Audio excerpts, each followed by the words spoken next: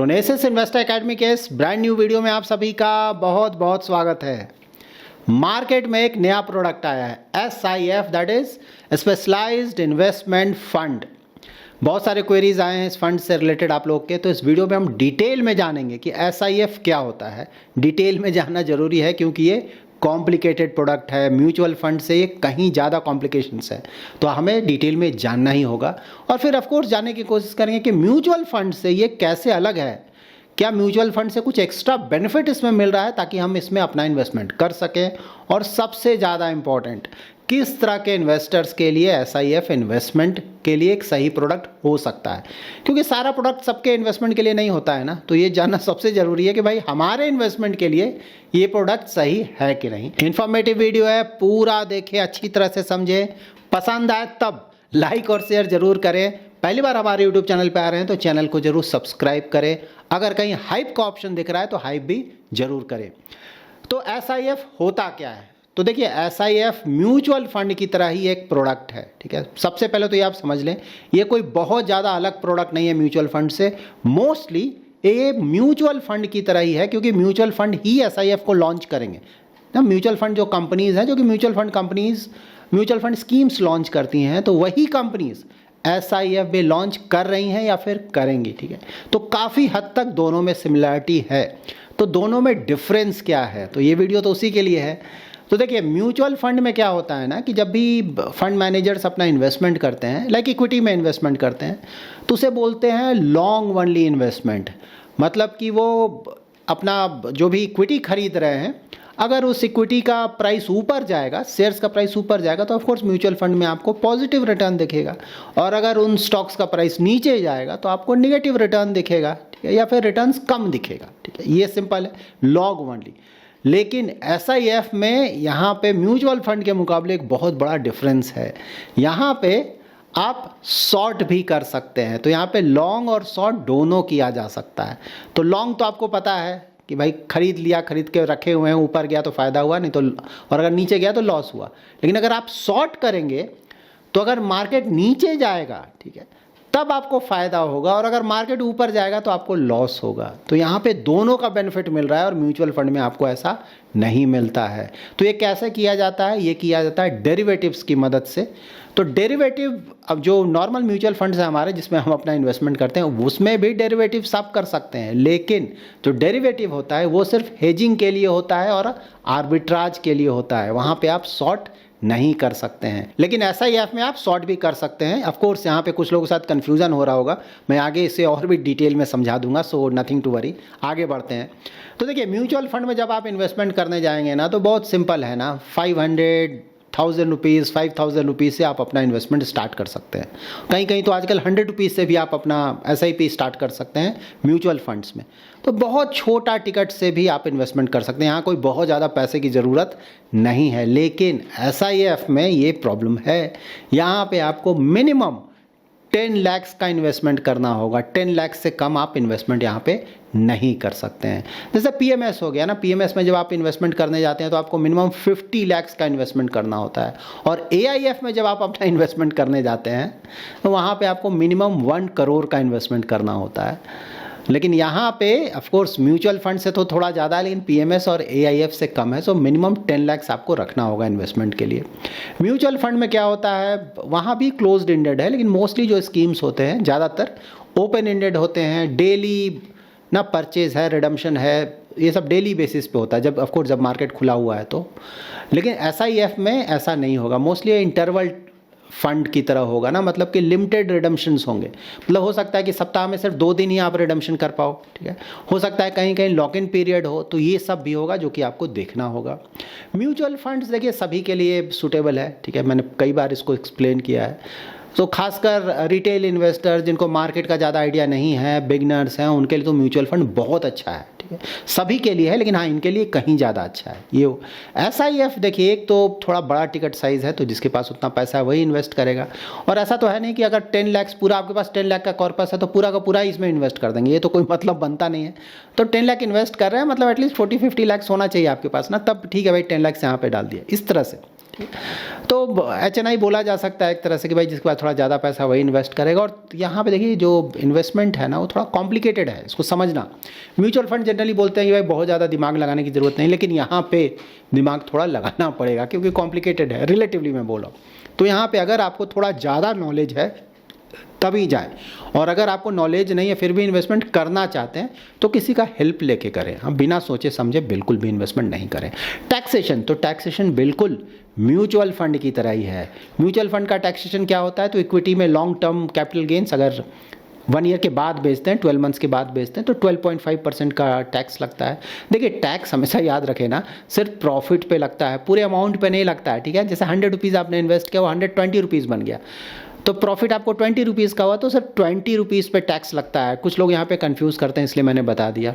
और short term capital gains क्या होगा कि भाई 1 साल के पहले ही आपने बेच दिया तो 20% का टैक्स लगेगा, ये इक्विटी का मैंने बताया। और अगर डेट के लिए जाते हैं तो वहाँ पे मार्जिनल टैक्सेशन होता है, मतलब कि जिस भी टैक्स ब्रैकेट में आते हैं ना आप 10%, 20%, 30%, उसके अनुसार आपको टैक्स पे करना होता है। इसके अलावा एक और होता है अदर्स कैटेगरी, वहाँ पे लॉन्ग टर्म कैपिटल गेन्स होगा 12.5% 2 साल के बाद अगर आप बेचते हैं तब। लॉन्ग शॉर्ट स्ट्रैटेजी को मैं एक बार और एक्सप्लेन कर देता हूँ ताकि आप अच्छी तरह समझ लें, क्योंकि म्यूचुअल फंड से यही डिफरेंस है यहाँ पे, ठीक है। तो अगर आप इसको समझ गए तो मोस्टली आपको समझ में आ जाएगा। तो देखिए लॉन्ग का मतलब क्या हुआ कि आप एक्सपेक्ट कर रहे हैं कि भाई मार्केट ऊपर जाएगा, आपने जैसे एक शेयर में इन्वेस्टमेंट किया, शेयर प्राइस 100 रुपीज़ है, ठीक है। उस शेयर का जो प्राइस है कुछ समय के बाद 120 रुपीज़ हो जाता है, तो आपको यहाँ पे स्ट्रेट अवे 20 रुपीज़ का प्रॉफिट होता है। लेकिन मान लीजिए किसी कारण से मार्केट गिर जाता है, आपका शेयर गिर जाता है, तो 100 रुपीज़ का इन्वेस्टमेंट है गिर के 80 रुपीज़ पे हो जाता है, ठीक है। तो यहाँ पे आपको 20 रुपये का लॉस होगा। तो ये वो लॉन्ग इन्वेस्टमेंट है। शॉर्ट इन्वेस्टमेंट क्या हुआ, इसका उल्टा हो जाएगा। यहाँ पे आप मान के चल रहे हैं कि नहीं भाई मार्केट गिर सकता है या ये पर्टिकुलर स्टॉक गिर सकता है, जिस स्टॉक में आप शॉर्ट करना चाहते हैं, तो वहाँ पे उस स्टॉक को आप पहले ही बेच देंगे, ठीक है। शॉर्ट का मतलब हुआ कि पहले ही आपने बेच दिया उसको, क्योंकि आप मान के चल रहे हैं कि भाई गिर जाएगा आने वाले फ्यूचर में। तो मान लीजिए 100 रुपीज़ का आपने उसे बेचा फिलहाल, ठीक, तो अगर वो स्टॉक का प्राइस गिर गया 80 रुपीज़ हो गया, तो यहाँ पे स्टॉक प्राइस तो गिरा, लेकिन आपको यहाँ पे 20 रुपीज़ का प्रॉफिट हो गया। क्यों? क्योंकि आपने 100 रुपीज़ पे बेचा है और अब जब 80 रुपीज़ पे आ गया तो आप उसको खरीद लेंगे, ठीक है। तो 100 रुपीज़ का बेचा, 80 रुपये का खरीदा, तो 20 रुपये का आपको यहाँ प्रॉफिट हो गया, ठीक है। तो बिल्कुल उल्टा है ये शॉर्ट में। और उसी तरह से मान लीजिए कि आप सोच रहे हैं गिरेगा और गिरने के बजाय स्टॉक ऊपर चला जाता है, 100 रुपये का स्टॉक 120 पे चला जाता है, तो वहाँ पे तो आपको 100 रुपीज़ में आपने बेचा और ख़रीदना पड़ेगा 120 पे, तो यहाँ पे आपको 20 रुपये का लॉस होगा। तो लॉन्ग शॉर्ट आप समझ गए होंगे, बहुत ज़्यादा कॉम्प्लिकेटेड भी नहीं है। तो आई होप आपको क्लैरिटी मिल गया होगा। एनीहाउ फंड मैनेजर्स को ये करना है, आपको नहीं करना है, आपको सिर्फ बेसिक अंडरस्टैंडिंग होनी चाहिए। तो देखिए ये थोड़ा कॉम्प्लेक्स तो है, क्योंकि देखिए ये सिर्फ मैंने इक्विटी का बताया, उसी तरह से डेट का भी होगा। तो डेट का भी आगे मैं थोड़ा बहुत आपको बताऊंगा लॉन्ग शॉर्ट क्या होता है। तो देखिए यहाँ पे बहुत सारे स्ट्रैटेजी हैं SIF में ना। इक्विटी में 3 अलग अलग तरीके से स्ट्रैटेजी हैं, 3 अलग स्ट्रैटेजीज़ हैं। डेट में 2 अलग स्ट्रैटेजी है, हाइब्रिड में 2 अलग स्ट्रैटेजी है, टोटल 7 स्ट्रैटेजीज़ हैं। तो इसी 7 स्ट्रैटेजीज़ पे डिफरेंट म्यूचुअल फंड कंपनीज़ अपना अपना SIF का स्कीम लाएंगे। तो फिर से मैं रिपीट कर रहा हूँ, सिर्फ म्यूचुअल फंड कंपनीज़ ही SIF ला सकते हैं, कोई दूसरा नहीं, उसके पास ये लाइसेंस होना चाहिए। अभी ऑलरेडी वो 6-7 तो लगभग ऑलरेडी आ चुके हैं या फिर आने वाले हैं, उसके बारे में आगे मैं आपको बताऊंगा। तो देखिए इक्विटी पहले समझ लेते हैं, इक्विटी में क्या क्या है। तो इक्विटी में नंबर 1 है इक्विटी लॉन्ग शॉर्ट फंड। तो इक्विटी लॉन्ग शॉर्ट फंड रफली मैं बता रहा हूँ, एग्जैक्टली तो नहीं, रफली समझने के लिए एक जो इक्विटी का फ्लेक्सी कैप फंड होता है ना, लगभग उसकी तरह है, ठीक है। तो यहाँ पे मिनिमम इन्वेस्टमेंट जो इक्विटी और इक्विटी रिलेटेड प्रोडक्ट्स में है वो 80% के आसपास होगा। फ्लेक्सी कैप की तरह मैं इसलिए इसको बोल रहा हूँ ना कि यहाँ पे आप large cap, mid cap, small cap सभी तरह के स्टॉक्स में इन्वेस्टमेंट कर सकते हैं, इसलिए मैं बोल रहा हूँ, ठीक। और यहाँ पे ऑफ कोर्स जो मैंने शॉर्ट आपको बताया था, तो टोटल जो आपका कॉर्पस है ना उसका 25% आप शॉर्ट कर सकते हो। मतलब 100 रुपीज़ है तो 75 सपोज आप लॉन्ग है, कि ठीक है भाई मार्केट ऊपर जाएगा या स्टॉक्स ऊपर जाएगा तो मुझे फ़ायदा होगा, लेकिन 25% मैक्सिमम अप टू 25% आप शॉर्ट कर सकते हो कि वैसे स्टॉक्स में आप इन्वेस्ट करोगे जो कि आप मानकर चलो कि ये गिरेगा, और गिरेगा तो आपको प्रॉफिट होगा। नंबर सेकंड है equity x top 100 long short fund. तो यहाँ पे जो टॉप 100 है मार्केट कैप वाइज उसमें इन्वेस्टमेंट नहीं होगा, उसके नीचे वाले स्टॉक्स में इन्वेस्टमेंट होगा। तो ये mostly mid and small cap की तरह हो गया। तो यहाँ पे जो मिनिमम इन्वेस्टमेंट होगा इक्विटी और इक्विटी रिलेटेड इंस्ट्रूमेंट्स में जो कि टॉप 100 में नहीं है, वहाँ पे मिनिमम इन्वेस्टमेंट 65% होना चाहिए, और बाकी का जो 35% है ऑफकोर्स वो लार्ज कैप में भी जा सकता है। यहाँ भी जो मैक्सिमम शॉर्ट पोजीशन है ना वो 25% है। देखिए जो भी मैं बताने जा रहा हूँ स्ट्रैटेजी ना, सभी जगह स्टैंडर्ड याद रख लें, 25% मैक्सिमम शॉर्ट एक्सपोजर लिया जा सकता है, वो इक्विटी हो, डेट हो, हाइब्रिड हो, सभी जगह। ये मैं रिपीट करूंगा लेकिन आप ये ध्यान में रख लें। तो यहाँ भी 25% मैक्सिमम शॉर्ट लिया जा सकता है। इक्विटी में थर्ड स्ट्रैटेजी है sector rotation long short fund. तो म्यूचुअल फंड में जो सेक्टर फंड होता है ना, उस तरह से आप रफली इसको देख सकते हैं।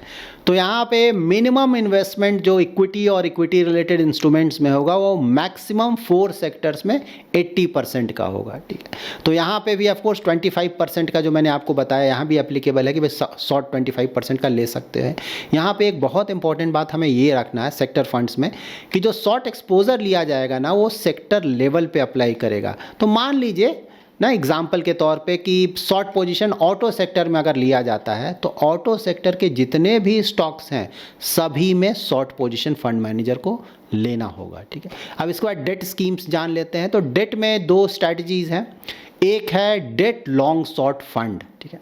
तो यहाँ पे ऑफकोर्स पूरा जो डेट फंड्स हैं वहाँ पे एक्सपोजर होगा, या फिर जो एक्सचेंज ट्रेडेड फंड्स हैं उसके थ्रू डेरिवेटिव इंस्ट्रूमेंट्स में एक्सपोजर लिया जाएगा, क्योंकि डेरिवेटिव यहाँ भी 25% है, सभी जगह 25% है। तो ये थोड़ा कॉम्प्लिकेटेड है, मैं आने वाले वीडियोस में ट्राई करूँगा कि डेट को भी मैं अच्छी तरह से समझा दूँ। लेकिन यहाँ पे कॉल क्या होगा, जैसे इक्विटी में कॉल आप लेते हैं ना कि मार्केट ऊपर जाएगा या नीचे जाएगा, उस तरह का कॉल लेते हैं, या फिर कोई पर्टिकुलर स्टॉक ऊपर जाएगा या नीचे जाएगा। डेट में आप क्या कॉल लेंगे, डेट में आप कॉल लेंगे इंटरेस्ट रेट ऊपर जाएगा या नीचे जाएगा, एक तो ये ले सकते हैं। दूसरा जो क्रेडिट स्प्रेड होता है ना, जैसे गवर्नमेंट सिक्योरिटीज़ हो गया या फिर कॉर्पोरेट बॉन्ड्स हो गया, दोनों में एक स्प्रेड होता है ना, क्योंकि गवर्नमेंट सिक्योरिटीज़ मान लीजिए 10 ईयर का है पेपर, तो उसका मान लीजिए जो इंटरेस्ट रेट है वो 6.5% के आसपास है, और वही अगर आप AAA कॉर्पोरेट बॉन्ड में जाएंगे तो वो इंटरेस्ट रेट मान लीजिए है 7% के आसपास या 7.2 7.3% के आसपास। तो यहाँ पे स्प्रेड मिला डिफरेंस, ठीक है, ये डिफरेंस है। तो अगर यहाँ पे कॉल ले सकता है फंड मैनेजर कि आने वाले समय में ये जो स्प्रेड है गवर्नमेंट सिक्योरिटीज़ में ही मान लीजिए 2 डिफरेंट मैच्योरिटीज़ है, एक 10 ईयर का पेपर है, एक 5 ईयर का पेपर है, वहाँ भी थोड़ा सा स्प्रेड होगा, क्योंकि 10 ईयर में इंटरेस्ट रेट थोड़ा ज़्यादा होगा, 5 ईयर में इंटरेस्ट रेट थोड़ा कम होगा। तो दोनों के डिफरेंस को हम इंटरेस्ट रेट के डिफरेंस को स्प्रेड बोलते हैं। तो यहाँ पे भी कॉल लिया जा सकता है कि आने वाले समय में स्प्रेड कम होगा या बढ़ेगा। तो इसको देखकर यहाँ पे भी शॉर्ट पोजीशन और लॉन्ग पोजीशन लिया जा सकता है। डेट में जो सेकंड स्ट्रैटेजी है वो है sectoral debt long short fund. तो यहाँ पे जो इन्वेस्टमेंट होगा डेट इंस्ट्रूमेंट्स में वो एटलीस्ट 2 सेक्टर्स में होगा with maximum investment of 75% in single sector. तो यहाँ भी वो जो 25% शॉर्ट वाला है यहाँ भी एप्लीकेबल होगा, सभी जगह है। नाउ जान लेते हैं हाइब्रिड इन्वेस्टमेंट स्ट्रैटेजीज के बारे में। तो यहाँ पे 2 स्ट्रैटेजी है। नंबर 1 है active asset allocator long short fund. तो देखिए इसका म्यूचुअल फंड से कंपेयर करेंगे ना तो मल्टी एसेट फंड होता है म्यूचुअल फंड का, रफली उसकी तरह है। तो यहाँ पे डायनेमिक इन्वेस्टमेंट होगा क्रॉस डिफरेंट एसेट क्लासेस, ठीक है। तो इक्विटी है, डेट है, उसके बाद डेट डेरिवेटिव्स है, क्योंकि डेरिवेटिव तो सभी जगह यहाँ पे, उसके बाद रीट्स है, इन्वेट्स है, कमोडिटीज़ है, सभी जगह यहाँ इन्वेस्टमेंट होगा, ठीक है। तो यहाँ पे जो मैक्सिमम शॉर्ट एक्सपोजर होगा अगेन सेम 25%, उससे ज़्यादा शॉर्ट नहीं कर सकते हैं, ठीक है। उसके बाद हाइब्रिड लॉन्ग शॉर्ट फंड ये दूसरा है यहाँ पे। तो यहाँ पे जो मिनिमम इन्वेस्टमेंट होगा इक्विटी और इक्विटी रिलेटेड इंस्ट्रूमेंट्स में वो 25% होगा, मिनिमम 25% इक्विटी, मिनिमम 25% डेट में, और ऑफ कोर्स जो मैक्सिमम शॉर्ट एक्सपोजर है वो 25% का होगा। तो ये 7 स्ट्रैटेजीज हैं। नाउ यहाँ पे आप लोग का क्वेरी आता है SIP कर सकते हैं, STP कर सकते हैं, SWP कर सकते हैं, सभी कुछ कर सकते हैं, सभी कुछ यहाँ पे अलाउड है।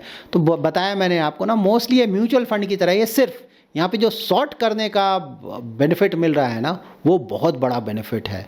इस तरह का बेनिफिट आपको पीएमएस भी में नहीं मिलता है, इस तरह का बेनिफिट कई एआईएफ्स में भी नहीं मिलता है। कुछ एआईएफ्स ही हैं जिसमें इतना अच्छा बेनिफिट मिलता है।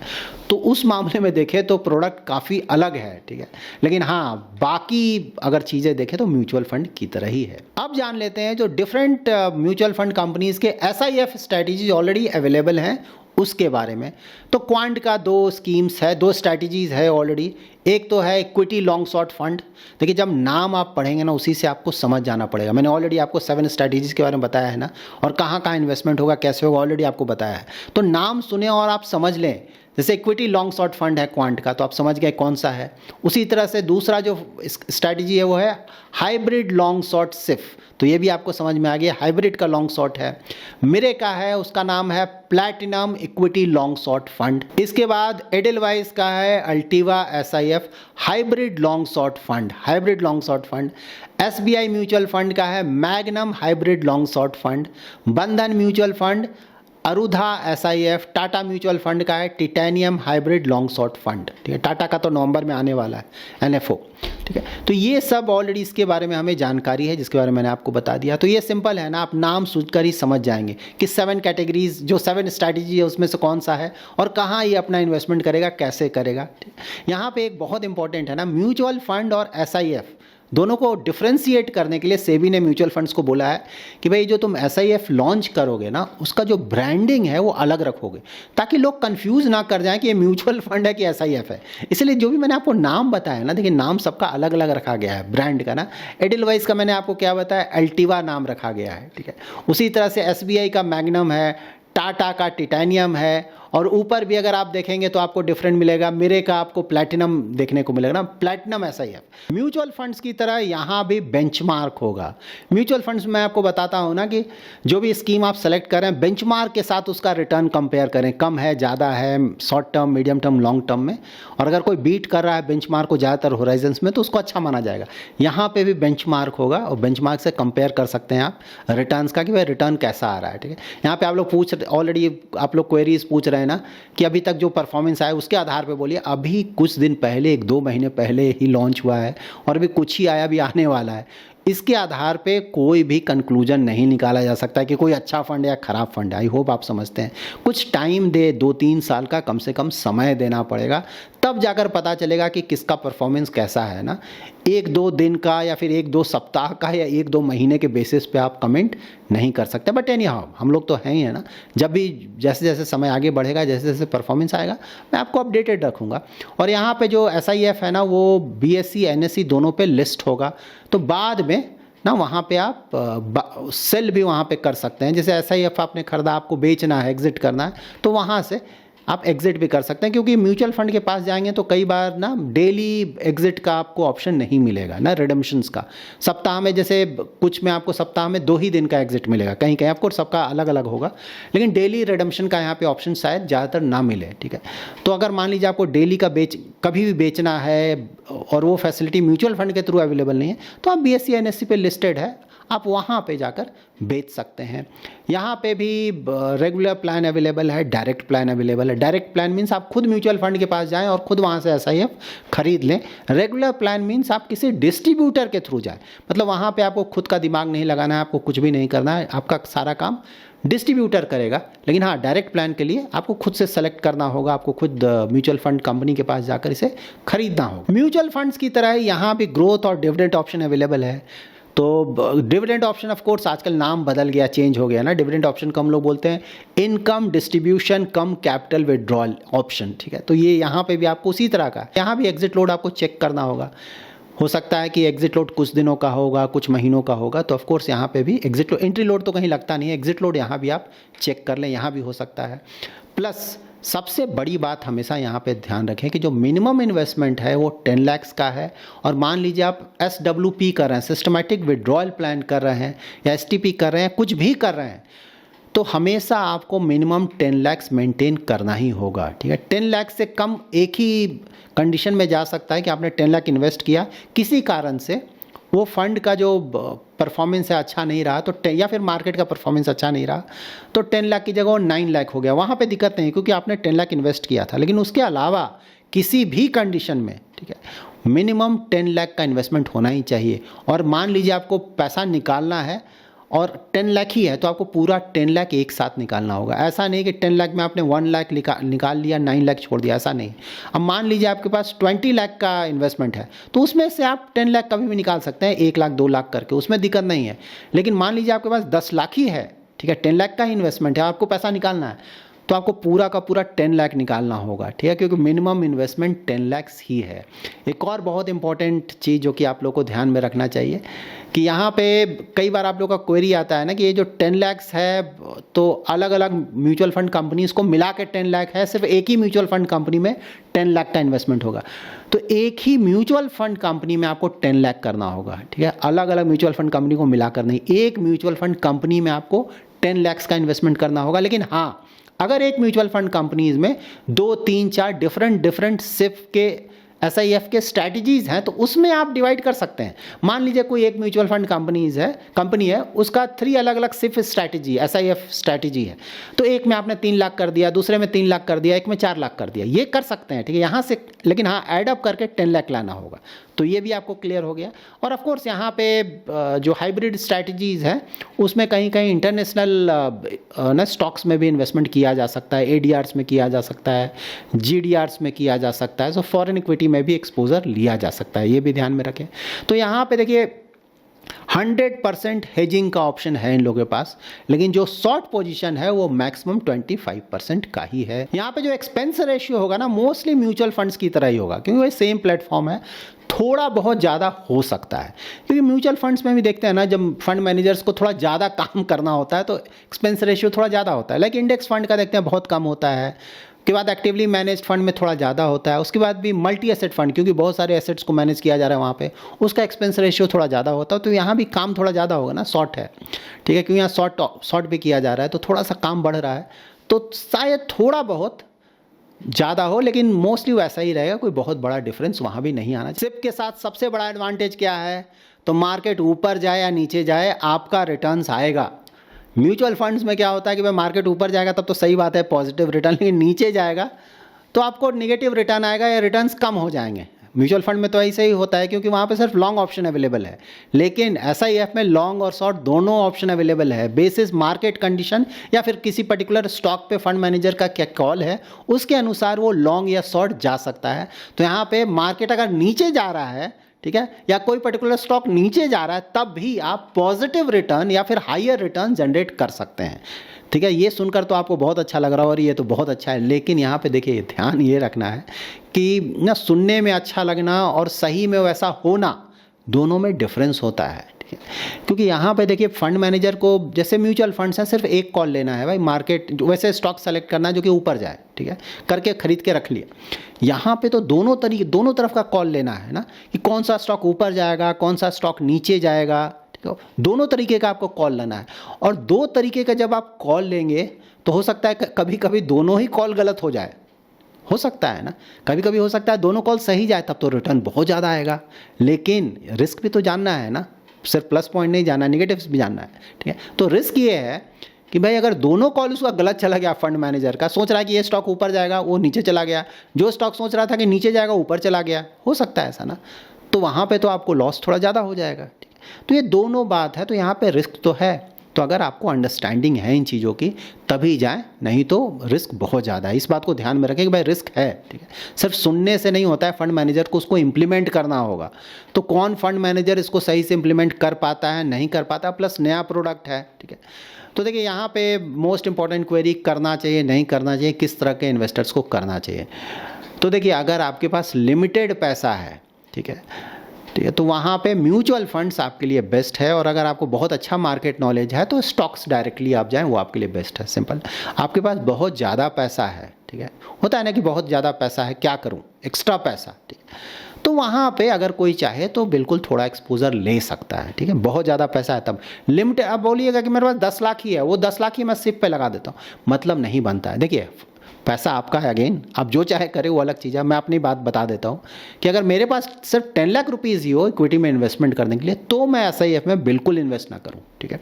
हाँ, अगर मान लीजिए मेरे पास 1 करोड़ का रुपया है या फिर 1 करोड़ से भी ज़्यादा है, ठीक है, तो वहाँ पे अगर कोई चाहे तो होता है ना ट्राई आउट करने के लिए, चलिए ठीक है, कॉर्पस है उसका मैक्सिमम 10% ट्राई कर लेते हैं, चलिए देखते हैं क्या होता है, उस तरह से। लेकिन किसी के पास 10-20 लाख ही रुपया है, उसमें से भी 10 लाख इधर डाल देना, मतलब मुझे तो सही नहीं लगता है प्रैक्टिकली। अगर मेरा ऐसा कंडीशन हो तो मैं ना करूं, बट एनी हाउ आपका पैसा है, आप लोग समझदार लोग हैं, आप लोग जो चाहे कर सकते हैं, ठीक है। तो मोस्टली देखिए मेरा यहाँ पे अगेन वही बोलना होगा कि देखिए नया प्रोडक्ट है, ठीक है, अभी धीरे धीरे आ रहा है, थोड़ा टाइम दें, 1-2 साल 3 साल देखें, कम से कम 1-2 साल तो ज़रूर देखना चाहिए ना, ठीक है। सुनना, बोलना, होना सब में डिफरेंस होता है, ठीक है। तो कम से कम 1 साल तो पहले देखें कि चल क्या रहा है भाई, ठीक है, एग्जैक्टली यहाँ पे हो क्या रहा है।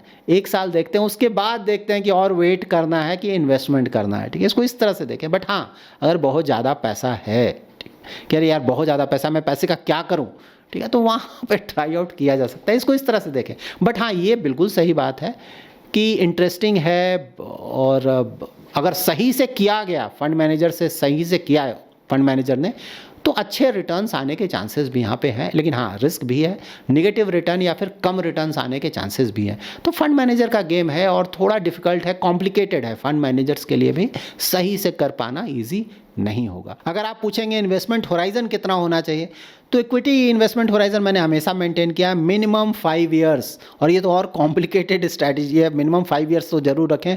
10 ईयर्स या उससे ज़्यादा है तो बहुत अच्छी बात है। इक्विटी के लिए मैं बोल रहा हूँ, हाइब्रिड तो 3 ईयर प्लस भी है, वो भी चलेगा।